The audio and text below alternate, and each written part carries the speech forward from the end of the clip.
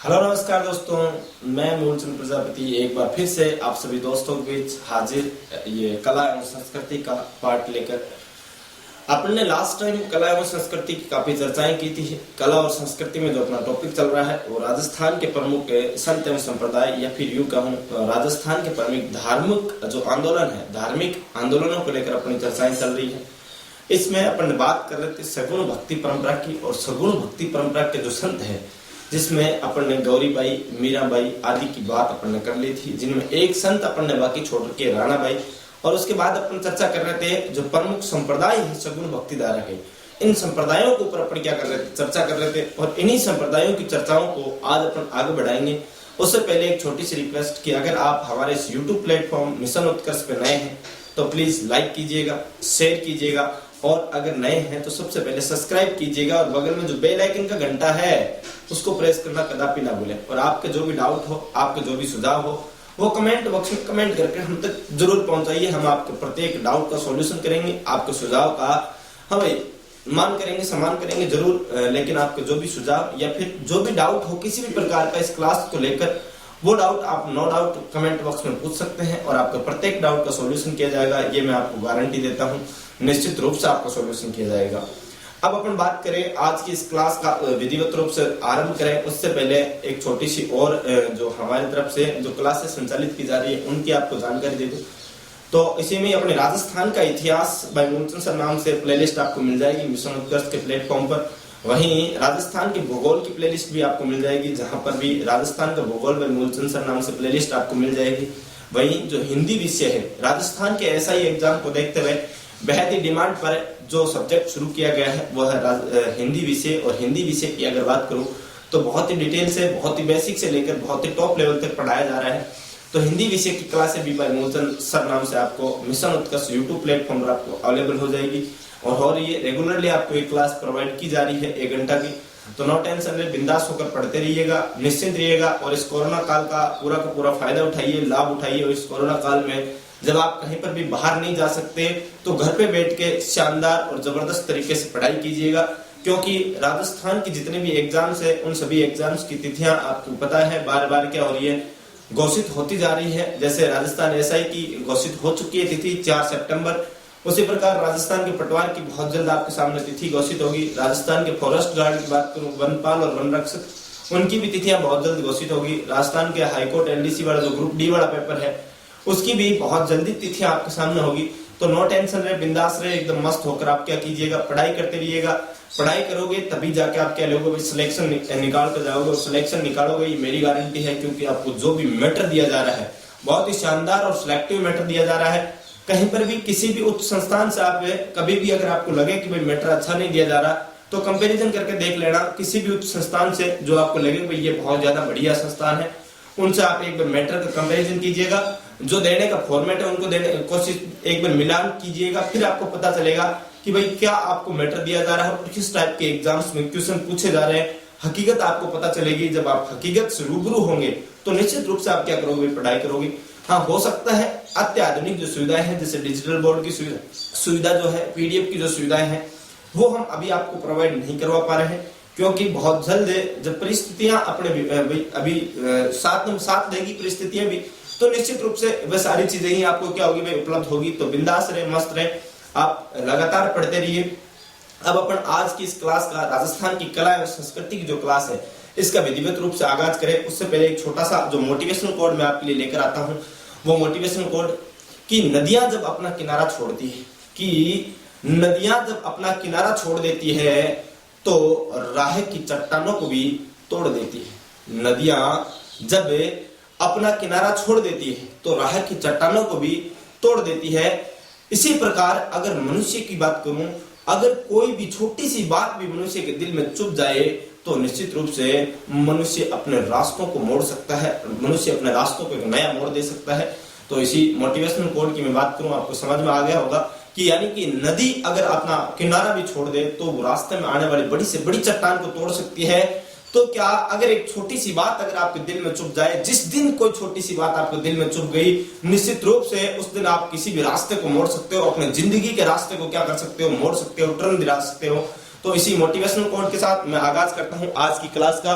और आज की क्लास में मैं बात करूं तो आज की क्लास में अपन ने जो लास्ट टाइम अपन ने चर्चा की थी वो अपन बात कर रहे थे इस रामानंदी संप्रदाय पर। इस रामानंदी संप्रदाय पर मैंने बात की भाई ये जो संप्रदाय है, इस संप्रदाय की मैंने आपको बताया था संस्थापक है या फिर स्थापना की बात करूं तो रामानंद जी ने इस संप्रदाय की क्या की थी, स्थापना की थी। उसके बाद मैंने बताया जो रामानंद जी है इनके गुरु का नाम राघवेंद्र नाथ जी था।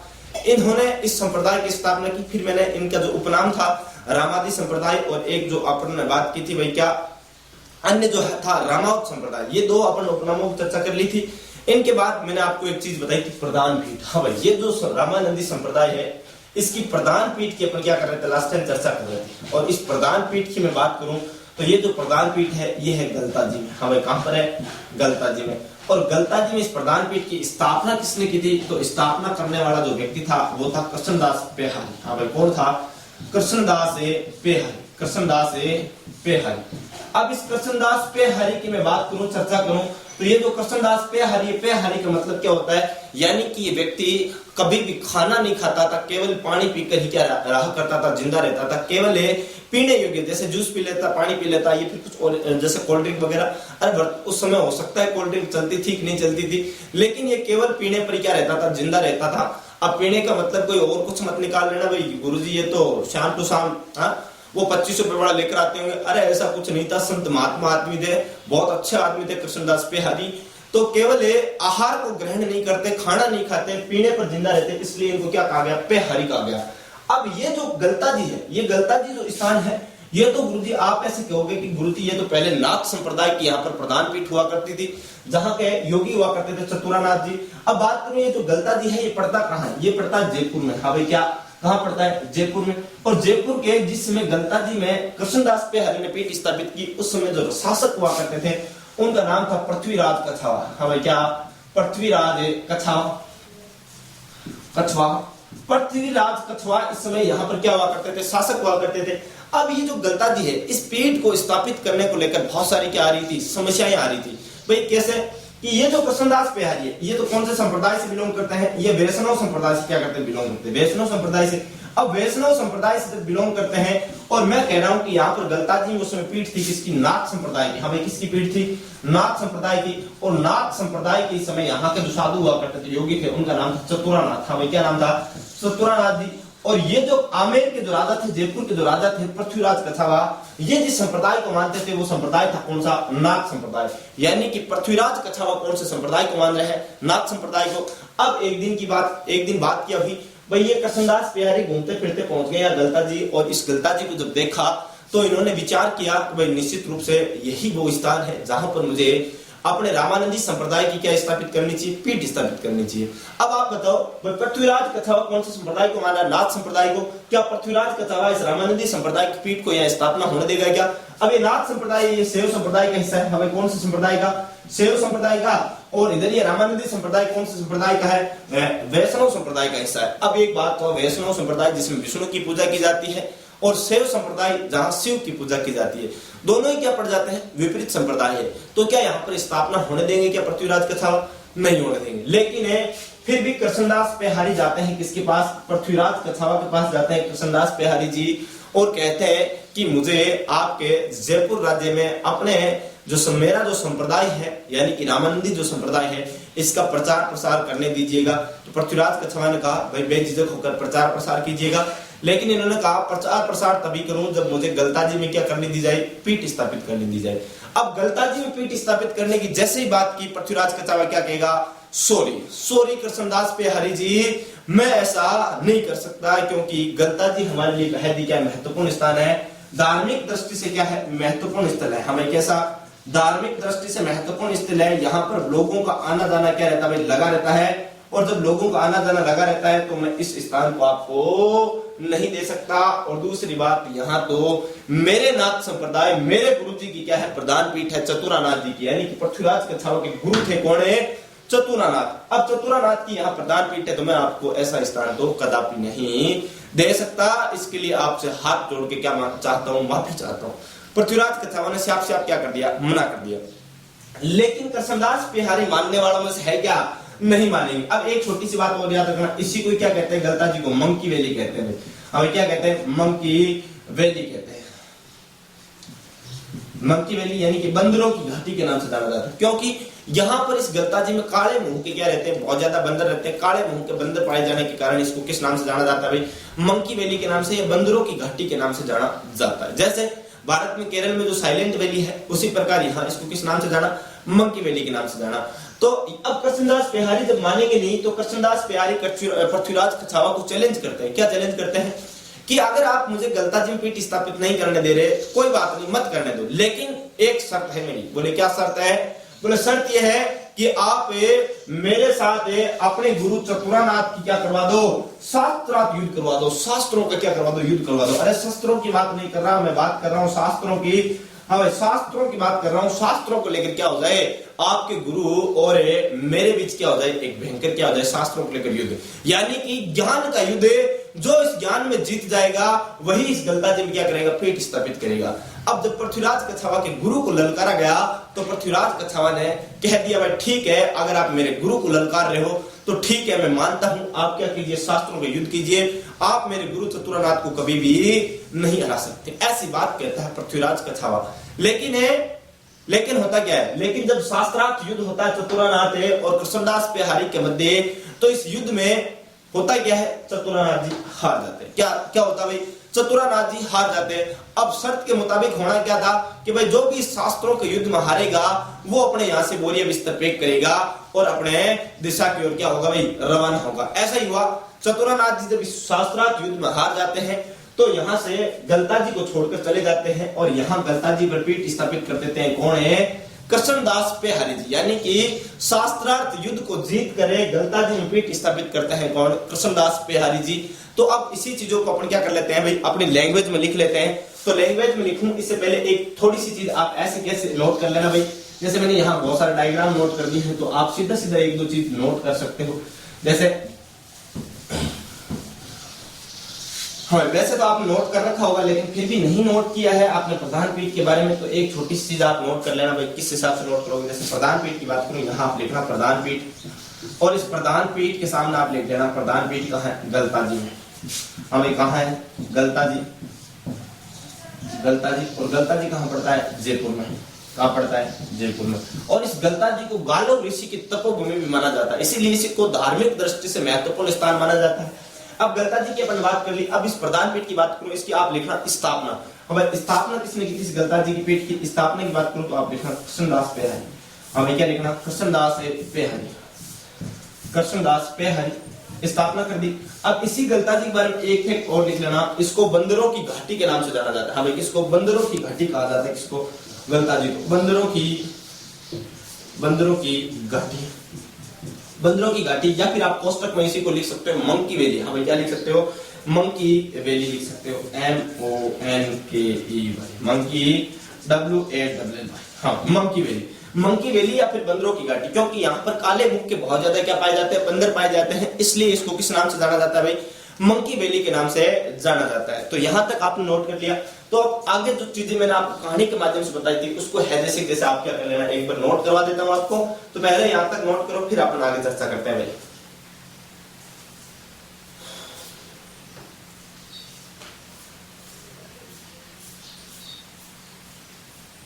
हाँ भाई, यहां तक नोट कर लिया, तो आगे बात करते हैं।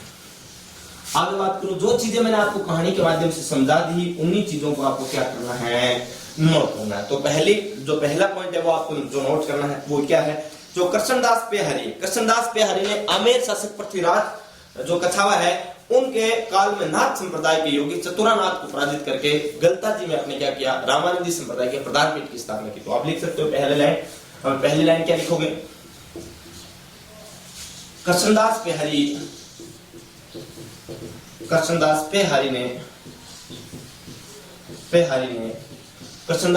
की बात करूं तो कृष्णदास पेहारी ने आमेर शासक पृथ्वीराज कछावा के काल में, हाँ आमेर शासक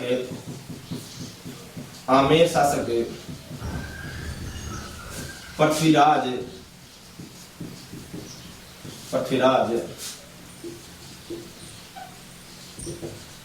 कछवाह के शासनकाल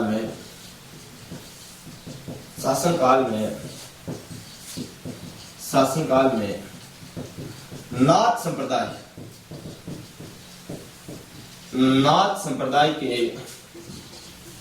के योगी चतुरानाथ को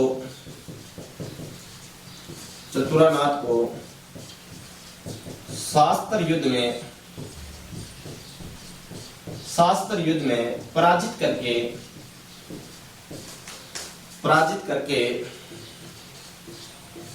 गलताजी में रामानंदी संप्रदाय की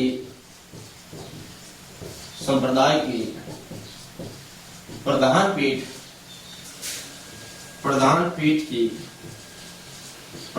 की स्थापना की। क्या की स्थापना की? यानी कि जो चीज मैंने आपको कहानी के माध्यम से बताई कि ये जो कृष्णदास प्यार ये इन्होंने जो योगी थे नाथ संप्रदाय के चतुरानाथ जी, इनको पृथ्वीराज कछावा के शासनकाल में क्या किया भाई, शास्त्र युद्ध में पराजित किया। और शास्त्र युद्ध में पराजित करके क्या कर लिया भाई, खुद शास्त्र युद्ध में जीत गए। और जीत गए तो जो गलताजी है यहाँ पर क्या कर दी, रामानंदी संप्रदाय की क्या कर दी, प्रधान पीठ की स्थापना कर दी। अब ये जो गलताजी है ये क्या है भाई, गलताजी के बारे में मैंने आपको एक चीज बताई कि ये गालो ऋषि की क्या थी, तपोभूमि थी। गालो ऋषि की तपोभूमि होने के कारण ही इसको ढूंढाड़ का धार्मिक क्या कहा जाता है भाई, पुष्कर कहा जाता है। या ढूंढाड़ क्षेत्र का मैं यूं कहूं तो धार्मिक रूप से पुष्कर की क्या दी गई, दर्जा दिया गया। लेकिन वैसे ढूंढाड़ का जो पुष्कर है वो क्या कहलाता है, जम्मू और रामगढ़, जो कि जम्मू और रामगढ़ कहां पड़ता है, जयपुर में पड़ता है। तो आप लिख सकते हो भाई क्या गालो ऋषि की तपोभूमि होने के कारण ये गलताजी धार्मिक दृष्टि से ढूंढाड़ का पुष्कर कहलाता है। हमें लिख सकते हो गालो ऋषि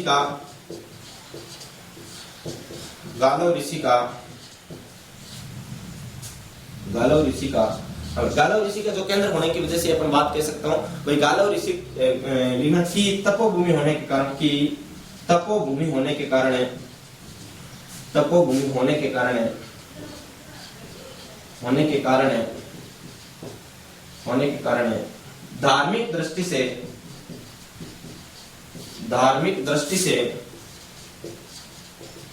धार्मिक दृष्टि से गलताजी को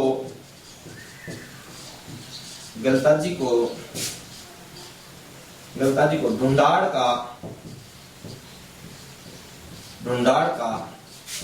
पुष्कर कहा जाता है। क्या कहा जाता है, पुष्कर है कहा जाता है। ढूंढाड़ का पुष्कर किसको कहा जाता है, किसको कहा जाता है, यहाँ पर बात करें किसको, गलताजी को कहा जाता है। अगली बात करूं भाई, जब ढूंढाड़ के पुष्कर की बात आ गई तो आप नोट लगा के लिखना, नोट ढूंढाड़ का पुष्कर।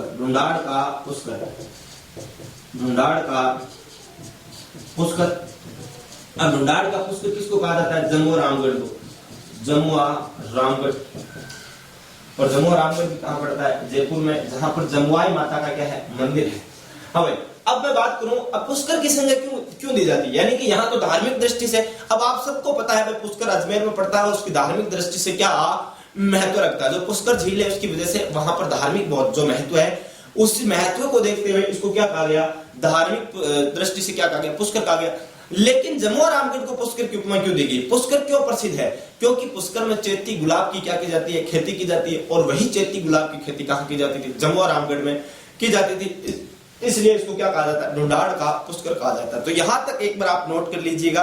फिर अपन आगे की बात करते हैं, जो ये रामानंदी जो संप्रदाय है इसके बारे में कुछ और महत्वपूर्ण बातों की यहां तक नोट करो। यहां तक नोट कर लिया तो आगे अपन क्या करते हैं, चर्चा करते हैं। इसी रामानंदी संप्रदाय की आगे चर्चा करूं तो ये जो रामानंदी संप्रदाय है इसमें आपको अच्छे से समझ में आ चुका होगा। ये प्रधान पीठ को लेकर थोड़ी सी चर्चा ज्यादा थी, इसको अपन ने चर्चा कर ली है। फिर मैंने यहाँ पर आपको एक चीज लिखवा दी पहले ही, मैं ये जो गलताजी है, इस गलताजी को किस नाम से जाना जाता है, मंकी वैली के नाम से। बहुत बार क्वेश्चन पूछा जाता है, राजस्थान पुलिस का फेवरेट क्वेश्चन है, राजस्थान की मंकी वैली किसको कहा जाता है, तो गलताजी को कहा जाता है। ठीक है, यहां तक आपने नोट कर लिया, आगे बात करता हूं। ये जो रामानंदी संप्रदाय है, ये भगवान श्री राम की बात करूं तो इनको सगुण मानकर इनकी क्या की जाती है, भक्ति में क्या देते, ज्यादा बल देते हैं। तो रामानंदी संप्रदाय सगुण राम की भक्ति का महत्व बताता है। आप नोट कर सकते हो, रामानंदी संप्रदाय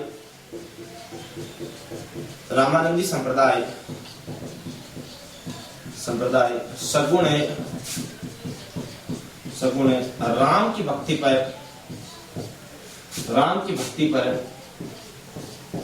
पर बल देता है। क्या देता है, बल देता है।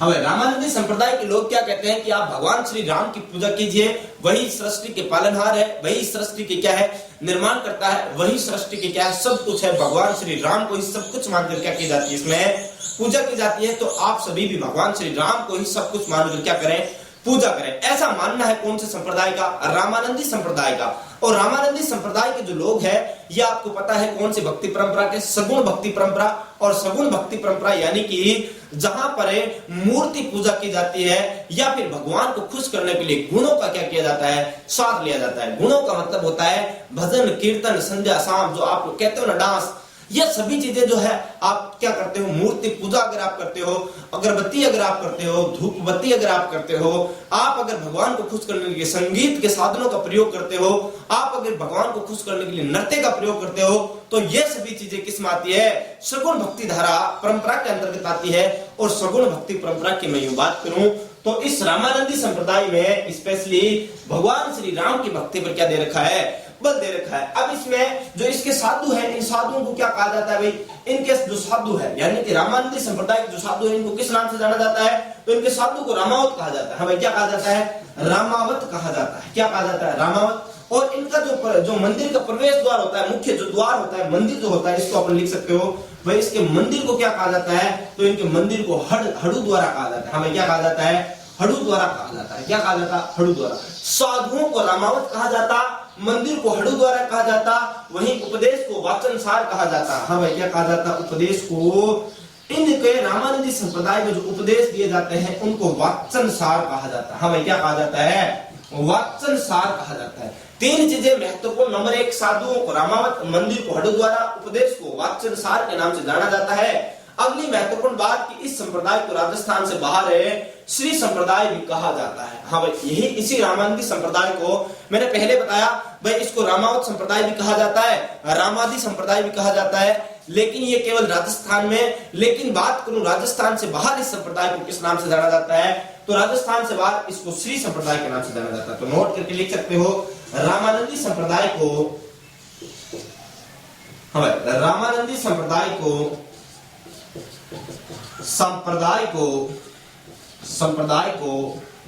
राजस्थान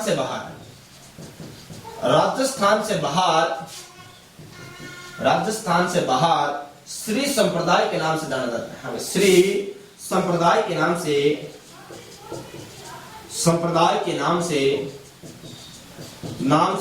भी जाना जाता है। नाम से भी जाना जाता है। हाँ भाई, श्री संप्रदाय कौन से संप्रदाय को कहा जाता है? आपसे डायरेक्ट क्वेश्चन पूछे कि राजस्थान के कौन से संप्रदाय को श्री संप्रदाय भी कहा जाता है, तो आपका उत्तर क्या होना चाहिए? आपका उत्तर होगा रामानंदी संप्रदाय। अगर यहां तक अपन ने बात कर ली तो अगली एक महत्वपूर्ण और चीज की बात करूं कि रामानंदी जो संप्रदाय है ये सगुण भक्ति परंपरा को होते हुए भी यज्ञ व हवन का क्या नहीं करते भाई? समर्थन नहीं करते। तो आप एक चीज और नोट करना, बहुत बढ़िया चीज है कि सगुण भक्ति परंपरा के होते हुए भी यज्ञ और हवन का क्या नहीं करते? समर्थन नहीं करते। यानी मैंने बताया था कि भाई सगुण भक्ति परंपरा में भगवान को मूर्ति के रूप में पूजा जाता है और यहाँ पर भगवान को खुश करने के लिए बहुत सारे बाह्य आडंबरों का क्या किया जाता है? प्रयोग। अब बाह्य आडंबरों यानी कि गुणों की बात कर रहा हूं, जिसमें आपने देखा होगा यज्ञ, हवन, धूप बत्ती, अगरबत्ती आदि जो चीजें जैसे संगीत, नृत्य, ये सभी चीजों का क्या किया जाता है? प्रयोग किया जाता है। लेकिन ये बाकी सभी चीजों का समर्थन तो करते हैं, लेकिन भगवान को खुश करने के लिए यज्ञ और हवन का क्या नहीं करते? समर्थन नहीं करते। हमें किसका नहीं करते हैं? यज्ञ। और आप लिख सकते हो रामानंदी संप्रदाय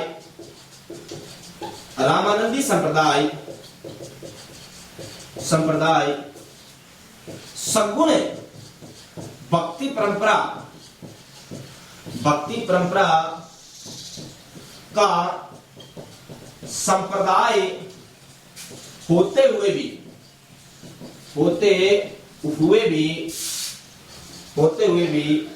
यज्ञ व हवन का समर्थन नहीं करता। अब यज्ञ व हवन का क्या मतलब हुआ? जैसे आप देखते होंगे हवन करते हैं, वहां कहीं पशु बलि दी जाती है या नर बलि दी जाती है। जैसे आपने बहुत सारी जगह देखा होगा, इस प्रकार से एक पंडाल रचाया जाता है और इसके चारों तरफ क्या बैठते हैं? यहाँ साधु बैठते हैं। और क्या बैठते हैं, साधु बैठते हैं, और फिर वो क्या कहते हैं, ओम समर्पयामि स्वाहा, ओम समर्पयामि स्वाहा।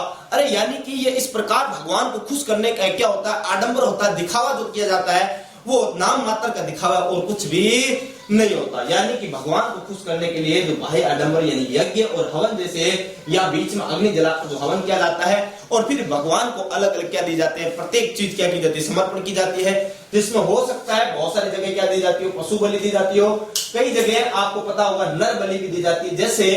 जैसे राजस्थान की जब अपन बात करें, दुर्गों की बात करते हैं, राजस्थान के जो प्रमुख दुर्ग है उनकी बात करूं तो जिसमें मेहरानगढ़ जो दुर्ग है इसमें आपने देखा होगा क्या दे रखी है, नर बलि दे रखी है, क्योंकि वहां पर जब हवन करवाया गया तो पता चला कि जब तक यहाँ पर नर बलि नहीं दी जाएगी तब तक इस दुर्ग का क्या नहीं होगा, निर्माण कंप्लीट नहीं होगा। अब ये क्या है साहब, ये क्या है, कुल मिला के अपन कह सकते हैं तो अगर भाई माने व्यवहारिक तरीके से राजस्थान की आर्ट एंड कल्चर को माने तब तो ये चीज सही है, लेकिन जब अपन बात करें व्यवहारिक दृष्टि से बात करूं, एक वर्तमान सोच की तरफ बात करूं तो ये चीजें क्या हो जाती है, गलत हो जाती है। तो रामानंदी संप्रदाय सगुण भक्ति परंपरा का संप्रदाय होते हुए यज्ञ और हवन का क्या नहीं करता, समर्थन नहीं करता। तो आपसे डायरेक्ट क्वेश्चन पूछ सकता है, राजस्थान का ऐसा कौन सा संप्रदाय जो सगुण भक्ति परंपरा का तो है लेकिन यज्ञ और हवन का क्या नहीं करता, समर्थन नहीं करता। यहां तक एक बार नोट करो, फिर अपन आगे की ओर क्या करते हैं भाई, चर्चा करते हैं।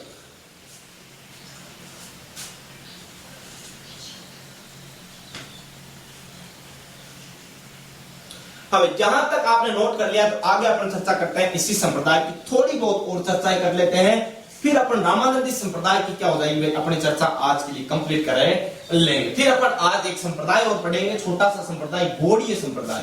हमें कौन सा संप्रदाय, गौड़ीय संप्रदाय का भी आज क्या करेंगे, अध्ययन करेंगे। तो इसी रामानंदी संप्रदाय में मैं थोड़ी सी चर्चा करूं क्या भाई। जैसे रामानंदी संप्रदाय की बात करूं, आपने पहले ही देखा था प्रधान पीठ। अब रामानंदी संप्रदाय के सबसे पहले संस्थापक कौन थे, आपको पता है, मैंने आपको पहले ही बता दिया, रामानंद जी थे। हाँ भाई कौन थे, रामानंद था। अब इस रामानंद का एक शिष्य था कौन, कृष्णदास पेहारी। अब कौन था, कृष्णदास पेहारी, जिसने क्या की थी, प्रधान पीठ की स्थापना की थी। हमें क्या की थी, गलता जी प्रधान पीठ की। किसकी स्थापना की, गलता जी पीठ की। गलता जी पीठ की स्थापना करने वाला व्यक्ति कौन, कृष्णदास पेहारी था। इसी कृष्णदास पेहारी का एक शिष्य हुआ जिसका नाम था अग्रदास। हमें नाम क्या था, अग्रदास। और इस अग्रदास की बात करूं तो इसने एक संप्रदाय चलाया और इस संप्रदाय का नाम था रसिक संप्रदाय। हमें कौन सा संप्रदाय चलाया, रसिक संप्रदाय। तो आपसे डायरेक्ट पूछ सकता है कि रसिक संप्रदाय का संस्थापक कौन है, तो रसिक संप्रदाय के संस्थापक कौन, अग्रदास जी है। और रसिक संप्रदाय कौन से संप्रदाय का ही पार्ट है, तो कौन से संप्रदाय का है, रामानंदी संप्रदाय का क्या है, पार्ट है। अब इस रसिक संप्रदाय की बात करूं, दो चीज याद रख लेना, एक तो इसकी प्रधान पीठ। हाँ भाई, रसिक संप्रदाय की प्रधान पीठ कहां, तो रेवासा में है। कहां है, रेवासा। रेवासा कहां पड़ता है, आपने जीन माता का जब अध्ययन किया था, हर्ष मेरू का जब अध्ययन किया था तब मैंने अच्छे से बताया था कि रेवासा कहां पड़ता है, तो रेवासा तो सिक्कर में पड़ता है। कहां पड़ता है, सिक्कर में। तो आपको पता है रेवासा कहां है, सिक्कर में है। एक चीज और, यहां तक तो बात कर ली अपन ने, ऊपर चर्चा की थी रामानंदी संप्रदाय में सगुण राम की क्या की जाती है, भक्ति की जाती है। लेकिन अगर यहां चर्चा करूं तो यहां पर किसकी भक्ति की जाती है, तो यहां पर राधा कृष्ण की भक्ति पर क्या दिया गया है, बल दिया गया है। और राधा कृष्ण की भक्ति पर बल, भक्ति पर बल। अब राधा कृष्ण की भक्ति पर क्या दिया गया है, बल दिया गया। अगली बात करूं, यहां पर इन्हीं के एक शिष्य हुए अग्रदास जी के शिष्य। हमें किसके, अग्रदास जी के। अग्रदास जी के शिष्य हुए जिनका नाम था किलहणदास। हमें नाम क्या था, किलहणदास। ये किलहणदास इसी रसिक संप्रदाय को मानने वाले व्यक्ति थे और रसिक संप्रदाय के मानते थे, लेकिन रसिक संप्रदाय में राधा और कृष्ण की भक्ति पर क्या दिया गया, बल दिया गया। लेकिन हुआ क्या, ये जो किलहणदास जी है ये कुछ अलग कर देते हैं। ये अलग क्या करते हैं कि ये राधा कृष्ण को सीताराम मानकर, राम मानकर पूजा पर सर्वाधिक बल दिया। क्या दिया, सर्वाधिक बल दिया।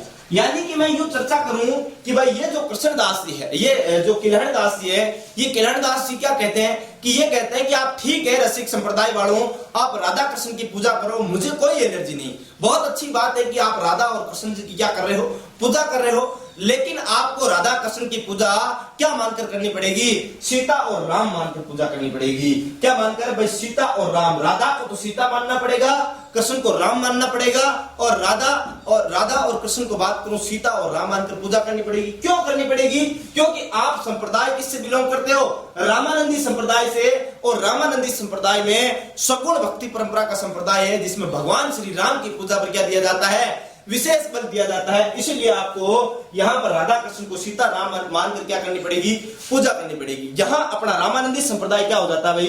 पूर्ण रूप से कंप्लीट हो जाता है। अगला संप्रदाय का अपना अध्ययन करेंगे गौड़ीय संप्रदाय का। तो यहाँ तक पहले नोट कीजिए, स्क्रीनशॉट ले लीजिए, फिर आगे बढ़ते हैं। यहाँ तक नोट कर लिया तो आगे अपन चर्चा करते हैं। इसी रामानंदी संप्रदाय की तो अपन आज कर लिए चर्चा कंप्लीट। अब जो अगला संप्रदाय है अपना, वो है गौड़ीय संप्रदाय। अब देखो, घबराना है नहीं, बिल्कुल भी नहीं घबराना, क्योंकि घबरा कर क्या कर लोगे? घबरा कर आप किसका क्या उखाड़ लोगे? कुछ उखाड़ पाओगे क्या? नहीं उखाड़ पाओगे। अरे घबराना बिल्कुल नहीं है। मानते हैं राजस्थान की जो कला और संस्कृति है, इसका सबसे टिपिकल जो टॉपिक है वो है संत और संप्रदाय। अगर आपको संत और संप्रदाय टॉपिक अच्छे से समझ में आ गया तो निश्चित रूप से मैं आपको गारंटी देता हूं, कला और संस्कृति के बाकी सारे टॉपिक मेरी समझाने की आपको गारंटी है। अरे बाकी तो बहुत तुच्छ टॉपिक है, छोटे छोटे टॉपिक है, कुछ भी तो नहीं है उन टॉपिकों में। बाकी सबसे बड़ा जो टॉपिक है वो राजस्थान की कला एवं संस्कृति का, वो यही है। राजस्थान के धार्मिक आंदोलन के हो, चाहे राजस्थान के प्रमुख संत एवं संप्रदाय के हो, अगर आपको यह टॉपिक बहुत अच्छे तरीके से समझ में आ गया तो निश्चित रूप से बाकी टॉपिक तो कुछ भी नहीं है इसके सामने भाई। बाकी बहुत डिटेल से और बहुत अच्छे तरीके से आपको समझाने का प्रयत्न किया जा रहा है। बहुत ही मस्त तरीके से बिंदास होकर पढ़ते रहिए। एक जगह बैठ के पेन और कॉपी हाथ में रखिएगा और प्रत्येक चीज को आप क्या करना, नोट करके चलना, नोट्स बहुत अच्छे तरीके से नोट्स बनाना, और फिर उन्हीं चीजों को जब एग्जाम से पहले आपको टाइम मिले तो रिवीजन करते रहना। प्रत्येक चीज का बार बार क्या करो, रिवीजन करो। और जितना ज्यादा रिवीजन करोगे उतना ही ज्यादा आप क्या कर पाओगे, ग्रहण कर पाओगे, चीजों को याद रख पाओगे।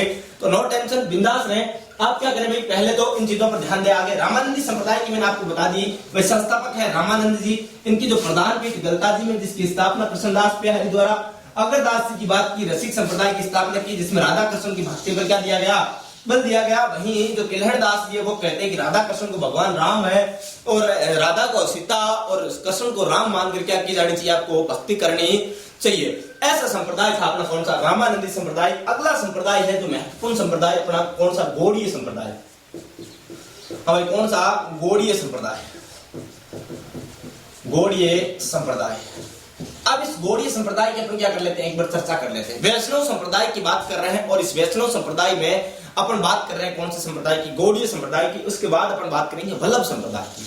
तो गौड़ीय संप्रदाय की बात करूं, सबसे पहले और महत्वपूर्ण बात ये होती है कि इस गौड़ीय संप्रदाय के संस्थापक कौन है। अब जब संस्थापक की बात कंप्लीट हो जाएगी फिर अपन क्या करते हैं, आगे की चर्चा करते हैं। लेकिन इस अपन बात करूं, अब आप ज्यादातर क्या करते हो, गौड़ीय संप्रदाय नाम देखते हो और क्या कर देते हो, आचार्य गौड़ीय क्या है, इसके संस्थापक है। लेकिन ऐसा बिल्कुल नहीं है। आचार्य गौड़ीय ने इस संप्रदाय का सर्वाधिक क्या किया था, प्रचार प्रसार किया था। लेकिन इस संस्थापक जो ये तो गौड़ीय संप्रदाय है, इसके संस्थापक की बात करूं तो इनका संस्थापक है माधवाचार्य जी। हाँ भाई, कौन है, इनके संस्थापक है माधवाचार्य जी। तो आप नोट करके रखना बहुत अच्छे तरीके से। आपको आचार्य गौड़ीय नहीं करना है। संस्थापक की बात करूं तो है कौन भाई, संस्थापक है माधवाचार्य। माधवाचार्य, क्योंकि बाकी जितने भी संप्रदाय हैं उन संप्रदायों में, लगभग संप्रदायों में जो संस्थापक है उन संप्रदाय के नाम पर क्या है, संस्थापकों के नाम है। लेकिन यहाँ कुछ अलग है। आप यहाँ लिखना माधवाचार्य या फिर लिख लेना आचार्य माधवाचार्य, एक ही बात है। आचार्य माधवाचार्य जी।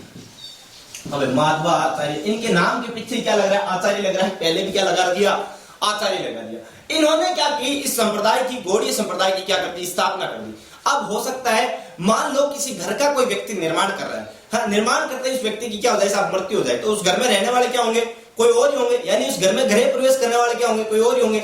यानी उस घर के बारे में रहने वाले, प्रवेश करने वाले व्यक्ति जब और होंगे तो उनका क्या भाई, जैसे इसी संप्रदाय में आचार्य जो माधवाचार्य है, इन्होंने इस संप्रदाय की स्थापना तो कर दी, लेकिन इस संप्रदाय का प्रचार प्रसार नहीं कर पाए, ज्यादा लोग नहीं जोड़ पाए। यानी कि अपन जिस संप्रदाय के बारे में जब बात करते हैं तो अपन कहते हैं ना अनुयायी। इनके अनुयायी क्या कहलाते हैं, जैसे अपन ने बात की थी पीछे निमावत्सादों की बात की, अनुयायियों की बात की थी। इसी प्रकार जैसे रामावत्साद की अपन ने बात की थी, इनके जो रामानंदी संप्रदाय अनुयायी। अनुयायी यानी कि वर्तमान टाइम की बात करूं, फॉलोअर्स। अरे आप नहीं देखते क्या, मेरे फेसबुक पेज पर इतने फॉलोअर्स है, मेरे इंस्टाग्राम पर इतने फॉलोअर्स है, मेरे ट्विटर हैंडल पर इतने फॉलोअर्स है।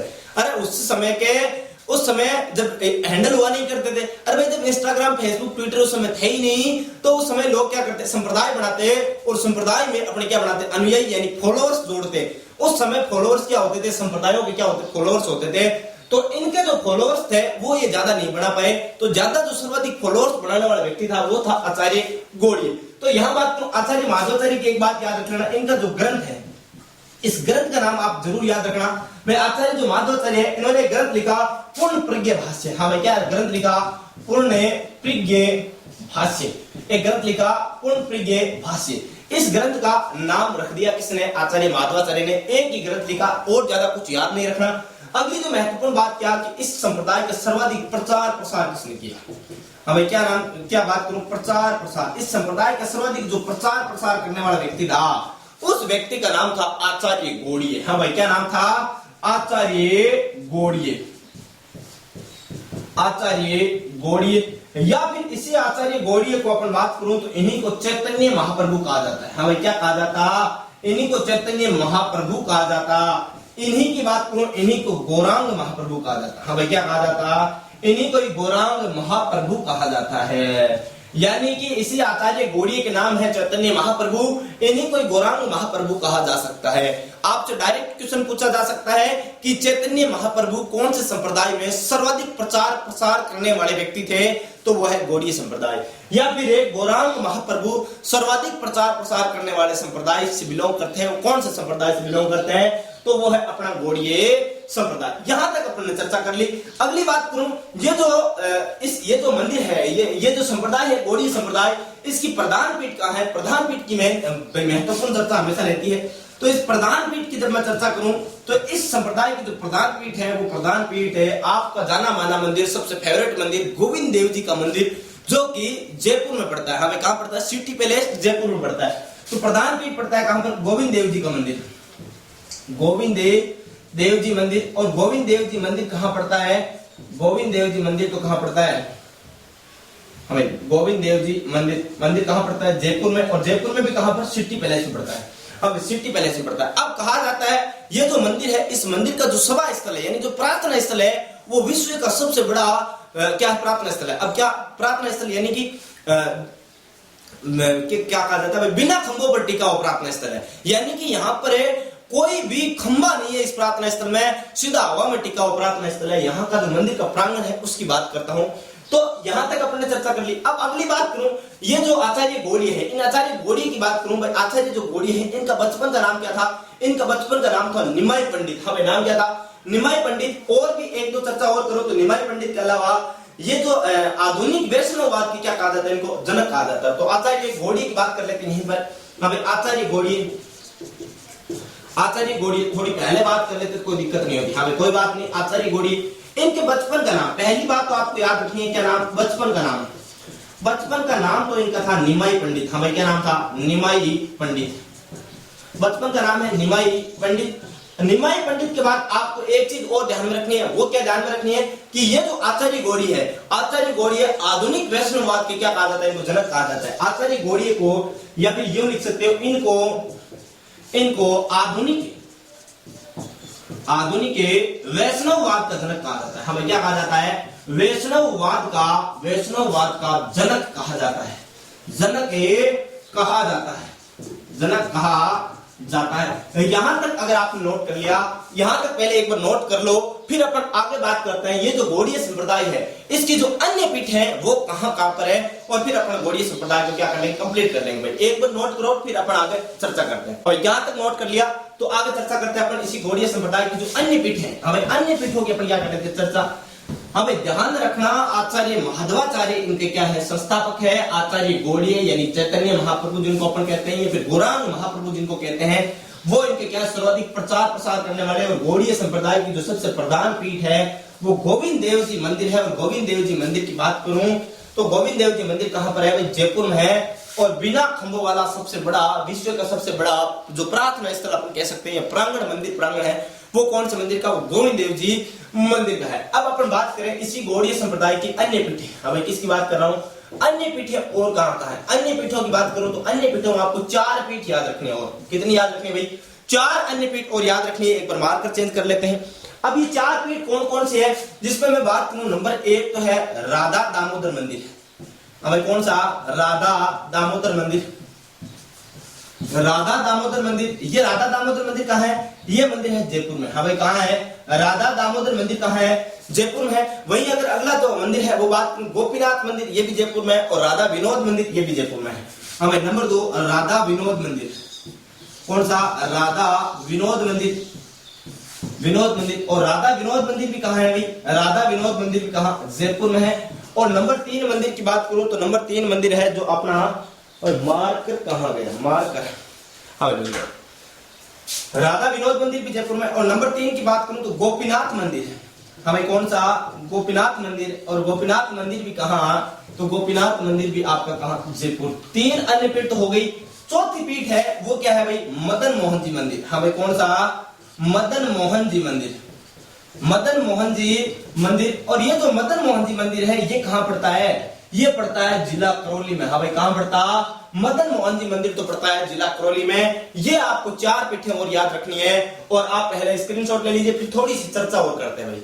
ले लिया होगा स्क्रीनशॉट। आगे बात करूं, अब देखो यहां तक अपन ने आज 2 संप्रदायों को पूर्ण रूप से क्या कर लिया, कंप्लीट कर लिया। फिर अपन कल अगला जो वल्लभ संप्रदाय है उसको लेकर चर्चा करेंगे। बहुत ही बृहद यानी बड़ा संप्रदाय है वल्लभ संप्रदाय, उसकी चर्चा करेंगे। फिर छोटे छोटे अपन शैव संप्रदाय की ओर चर्चा करते हुए कल की क्लास में, नहीं तो 2 क्लास अगली और आएगी, उसमें संप्रदाय जो है सगुण भक्ति परंपरा के और निर्गुण भक्ति परंपरा के संप्रदाय है उनके ऊपर अपन क्या कर लेंगे, चर्चा कर लेंगे। सगुण भक्ति परंपरा के, सॉरी शैव और वैष्णव सगुण में पढ़ते हैं, इनकी चर्चा करेंगे। और एक मैंने बताया था आपको शाक्त संप्रदाय, तो शाक्त संप्रदाय में आपको याद रखना है केवल इतना सा कि शाक्त संप्रदाय का जो प्रमुख मंदिर है वो है 64 जोगनिया माता का मंदिर। यानी जोगनिया माता का जो मंदिर है जो कि कहां पड़ता है, जबलपुर एमपी में पड़ता है। यानी कि वही देवी जिसका अपन भजनों में कहते हैं ना 64 जोगनी देवी हमारी देवड़ी रम जाए, उसी देवी का मंदिर का याद रखना है। शाक्त संप्रदाय में केवल एक चीज याद रखनी है। अब आज की क्लास को मैं यही विधिवत रूप से क्या करता हूँ, समाप्त करता हूँ। फिर अपन एक छोटी सी लास्ट में जो मेरी रिक्वेस्ट है आपसे, बीच में मैं कभी डिस्टर्ब नहीं करता, क्लास के बीच में कभी नहीं कहता कि भाई चैनल को सब्सक्राइब कीजिएगा, लाइक कीजिएगा, शेयर, कभी नहीं कहता। यानी कि चैनल में जब शुरुआत करता हूँ क्लास तब एक बार कहता हूँ, फिर मैं अंतिम में कहता हूँ। तो आप एक छोटी सी रिक्वेस्ट हमारी इतनी सी मान लीजिएगा कि अगर आप इस चैनल पे नए हैं, तो प्लीज सबसे पहले सब्सक्राइब कीजिएगा, और बगल में जो बेल आइकन का घंटा है उसको प्रेस कर लीजिएगा, जिससे आपको वीडियोस के जो नोटिफिकेशन है वो समय पर प्राप्त हो सके। एक और महत्वपूर्ण बात, अगर आपको ये सेशन पसंद आए तो प्लीज लाइक करना कदापि ना भूलें, और आपके इस सेशन से संबंधित किसी प्रकार का कोई डाउट या फिर कोई सुझाव हो तो कमेंट बॉक्स में कमेंट करके हम तक जरूर पहुंचा देना। इसी के साथ मैं आज की क्लास से क्या लेता हूं, विदा लेता हूं। धन्यवाद, नमस्कार दोस्तों।